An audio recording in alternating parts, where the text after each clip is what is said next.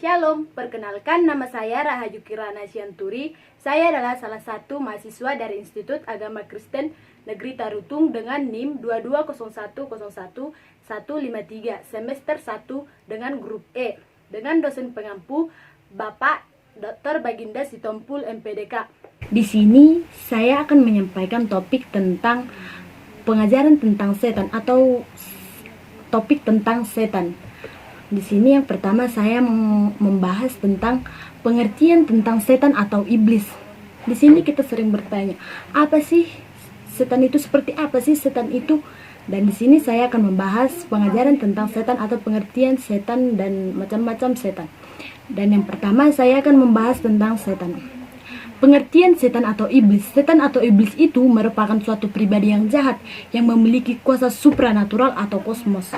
Menurut sejarahnya, setan dalam bahasa Latin disebut Lucifer. Lucifer adalah penghulu malaikat yang memberontak kepada Tuhan. Sejak kekal sebelum Adam dan Hawa diciptakan Tuhan, memerintah bersama para malaikatnya. Pemberontak Lucifer terlihat dari keinginannya untuk menjadi penguasa yang melampaui Tuhan. Hal itu terungkap dari kata-kata "Aku hendak", seperti dicatat oleh Nabi Yesaya dalam Yesaya 14 ayat 13 sampai 14. "Aku hendak naik ke langit, aku hendak mendirikan tahtaku, mengatasi bintang-bintang, aku hendak duduk di atas bukit pertemuan jauh di sebelah utara, aku hendak naik, mengatasi ketinggian awan-awan, aku hendak menyamai yang maha tinggi." Sebelum jatuh dalam dosa, pemberontakan Lucifer memiliki kepribadian yang sangat luar biasa. Lucifer memiliki kesempurnaan hikmat dan keindahan, tempat tinggal yang mulia, kemegahan busana, dan fungsi yang hebat, dan kesempurnaan integritas yang tak bercelah. Karena pemberontakan, Tuhan menghukum Lucifer dan melemparkannya ke bumi. Ia jatuh seperti kilat dari atas langit dalam Lukas pasal 10 ayat 18. Dalam kejatuhan itu, Lucifer mempengaruhi sepertiga dari malaikat-malaikat yang lain. Karena itu, dalam keberadaannya, kemudian setan memiliki kerajaan sendiri. Setan mempunyai sistem pemerintah yang besar dan rapi. Mereka menjadi kelompok-kelompok kekuatan besar selama berseteru dengan Tuhan dan kerajaannya. Malaikat-malaikat jahat disebut daimones atau daimonia. Jadi di sini saya membahas yang kedua, yaitu tentang penciptaan dan kejatuhan setan. Di sini kita sering bertanya, kapankah setan itu dijadikan? Dan di sini saya akan menjelaskannya. Kapankah setan itu tercipta? Dari manakah makhluk supranatural ini berasal? Dalam paham Kristiani dan tradisi Yudaisme, kelahiran setan dikaitkan dengan asal-usul para malaikat yang tidak setia kepada Allah. Dalam konteks hidup, para malaikat itu persoalan mengenai setia kepada Allah. Dalam konteks hidup para malaikat itulah persoalan mengenai setia pada Allah. Setan dapat dipahami sekalipun malaikat digambarkan sebagai makhluk suci yang penuh keindahan dan menjadi pelayan Allah yang setia. Alkitab juga bercerita mengenai kejatuhan malaikat, terutama kejatuhan malaikat menjadi iblis. Rasul Petrus menyebut bahwa Tuhan murka atas malaikat yang jatuh. 2 Petrus 2 ayat 4 dalam Yudas 1 ayat 6 juga bercerita mengenai malaikat-malaikat yang meninggalkan surga dan jatuh ke dalam kegelapan. Alkitab berbicara tentang malaikat yang baik dan yang jahat.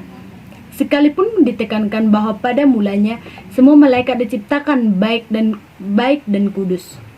Karena mereka diciptakan dengan memiliki kebebasan untuk memilih. Banyak malaikat ikut dalam pemberontakan iblis dan meninggalkan kedudukan mereka semula selaku hamba Allah.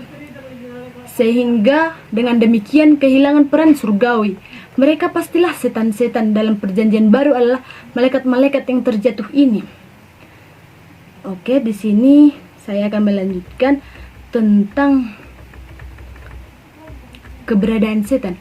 Kita sering bertanya-tanya, di mana sih setan itu? Apakah setan itu berada di dalam kuburan atau berada dalam tempat yang sepi? Di sini dijelaskan keberadaan setan itu dalam Alkitab Perjanjian Lama dan Perjanjian Baru merupakan saksi utama tentang keberadaan dari setan. Eksistensi iblis diyakini juga berperan dalam Kejadian 3 ketika membahas tentang ular. Dia akan dilakukan penghakiman atas setan. Secara khusus setan diceritakan dalam kitab Ayub 2 ayat 1, di mana dinyatakan setan datang menghadap Allah. Dalam kitab Perjanjian Lama yaitu menunjukkan Yesaya 14 ayat 12 sampai 17 menunjukkan keadaan setan yang semula, dan Yeskiel 28 ayat 11 sampai 19 menunjukkan kejatuhan Raja Tirus dan merupakan gambaran kejatuhan Lucifer. Oke, di sini selanjutnya saya akan membahas sifat dan aktivitas setan. Sifat setan. Yang pertama yaitu sifat setan. Kita sering bertanya, kayak mana sih sifat setan itu? Apakah dia bisa masuk ke seluruh tubuh manusia? Apakah dia bisa masuk ke manusia dengan sempurna gitu? Dan di sini saya akan membahasnya. Sifat setan yaitu setan adalah ciptaan. Ia tidak ada dengan sendirinya. Diyakini setan itu berbicara. Kalau kita berbicara tentang setan, hal ini menunjukkan sekalipun setan adalah makhluk yang perkasa, namun ia memiliki keterbatasan sebagai ciptaan. Dan sebagai ciptaan, maka dituntut memberikan pertanggungjawaban kepada penciptaannya. Sebagai ciptaan, iblis terbatas oleh ruang dan tidak maha hadir. Mereka hanya bisa berada di suatu tempat dalam satu waktu. Dia juga terbatas dalam pengetahuan, sekalipun dia adalah makhluk intelek dan memiliki pengetahuan yang luas. Ia juga memiliki kecerdasan, kekuatan, dan kemampuan yang tinggi, dan sekaligus ia sangat licik. Tetapi sekalipun kekuasaan ia tidak maha kuasa. Setan adalah makhluk roh. Mereka adalah keberadaan yang disebut roh, yaitu yang tidak memiliki daging atau tubuh. Dan yang kedua yaitu aktivitas setan. Kita sering bertanya, apakah sih aktivitas setan itu? Di sini saya menjelaskan sebagai sifat pribadi dan sebut-sebutan yang dimiliki pekerjaan setan atau iblis sungguh mengerikan. Ia membunuh atau membohong, penyebab dari dosa mulainya musuh. Adapun aktivitas pekerjaan setan terhadap yaitu yang berhubungan dengan orang Kristen. Aktivitas setan itu yang berhubungan dengan Kristen. Yang pertama berhubungan dengan Kristen. Iblis tidak pernah tinggal diam. Dia mau semakin banyak manusia yang menjadi pengikutnya. Maka iblis menuduh, mendakwa anak-anak Tuhan di hadapan Allah. Ketika orang Kristen jatuh di dalam dosa, iblis mendakwa atau menuduh supaya ia menjadi gelisah, depresi, frustasi, mengatakan bahwa Tuhan mengampuni dosanya. Terus menerus ia akan menuduh, dituduh, dan tidak layak lagi mengikut Tuhan. Iblis juga sangat membenci jikalau gereja Tuhan dan pemberitaan Injil bertumbuh dan berkembang. Oke, yang kedua yang berhubungan dengan orang bukan Kristen. Kepada orang bukan Kristen, iblis menggelapkan pikiran mereka terhadap firman Tuhan supaya mereka tidak mengerti dan menjadi percaya kepada Injil Tuhan. Yang ketiga, yang berhubungan dengan bangsa-bangsa. Iblis menipu, mengelabui, dan menyesatkan, dan pada akhirnya ia akan mengumpulkan bangsa-bangsa di dunia untuk melakukan pemberontakan terhadap Kristus. Oke, dan yang terakhir di sini saya membahas nama-nama setan. Memang ngeri juga. Di sini ada nama-nama setan. Oke, yang pertama nama-nama setan yang saya bahas yaitu Lucifer dalam Yesaya 12. Nama ini adalah nama pribadi yang dimiliki iblis sewaktu ia bekerja dan mempunyai kedudukan sebagai malaikat Allah. Arti nama ini adalah putra fajar atau bintang timur atau pembawa terang. Ketika jatuh nama ini tidak melekat lagi pada diri iblis. Ia adalah panglima tertinggi dari semua pasukan kegelapan. 2. Setan. Nama Lucifer setelah jatuh yang artinya malapetaka berasal dalam bahasa Ibrani Satan dan berbahasa Yunani Satanas. Ketiga, iblis. Istilah ini berasal dari bahasa Yunani diabolos yang artinya penuduh. Yang keempat, si jahat dalam Yohanes 17 ayat 15. Disebut si jahat karena pada hakikatnya ia adalah sangat jahat. Yang kelima, naga dalam Wahyu 12 ayat 3-7. Disebut naga karena sifatnya sangat ganas. Dan yang keenam, ular atau ular tua dalam Kejadian 3 ayat 4-14. Disebut ular karena sifatnya yang sangat licik dan berbelit-belit. 7. Penuduh-penuduh para saudara dalam Wahyu 12 ayat 10. Yang kedelapan yaitu ilah dunia dalam 2 Korintus 4 ayat 4 yang mengendalikan filsafat atau pandangan hidup manusia di dunia ini. Yang kesembilan, pembohong atau bapa pembohong dalam Yohanes 8 ayat 44 yang bertugas membelok kebenaran. Dan yang ke-10, pembunuh dalam Yohanes 8 ayat 44 yang bertugas memimpin manusia kepada kematian. Yang ke-11, roh jahat dalam Matius 12 ayat 43, roh yang mempengaruhi manusia untuk melakukan segala jenis kejahatan.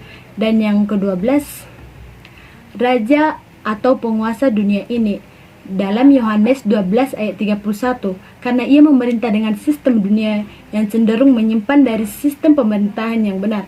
Yang ke-13, si musuh, yaitu yang menentang pekerjaan Tuhan dan hamba-hambanya. Yang ke-14 yaitu penguasa iblis, yang memimpin para iblis untuk berbuat jahat. Yang ke-15 yaitu Abaddon, yang artinya perusak karena pekerjaan yang mengadakan kerusakan di dunia, penyebab kehancuran manusia. Yang ke-16 Belial, artinya tidak berharga karena semua yang dilakukan tidak memiliki nilai kebenaran.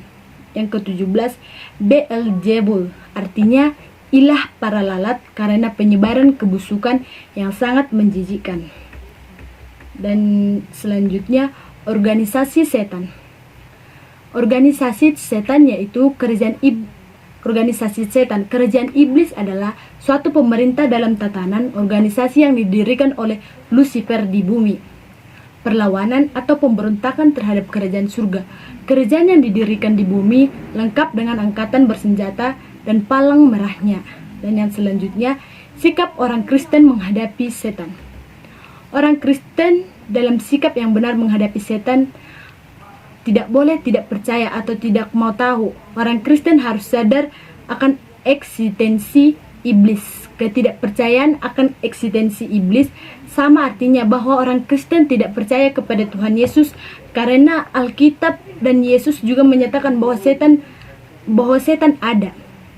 Orang Kristen juga harus waspada dan siuman ketika menghadapi iblis. Orang Kristen juga jangan takut karena roh yang ada pada kita lebih besar atau kuat, tetapi dia akan macam ompong. Kepalanya sudah diremuhkan dan dia adalah musuh yang sudah dikalahkan.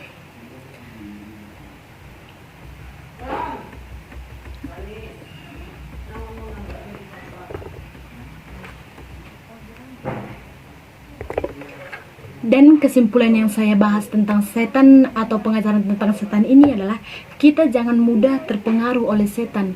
Kita jangan mudah terbawa perasaan dengan setan. Kita harus percaya kalau Tuhan itu ada. Kita jangan terlalu percaya dengan keberadaan setan sehingga membuat iman kita lemah. Dan dari pembahasan saya akhiri, ada kata-kata yang menyinggung, saya meminta maaf dan semoga bermanfaat bagi kita semua. Shalom.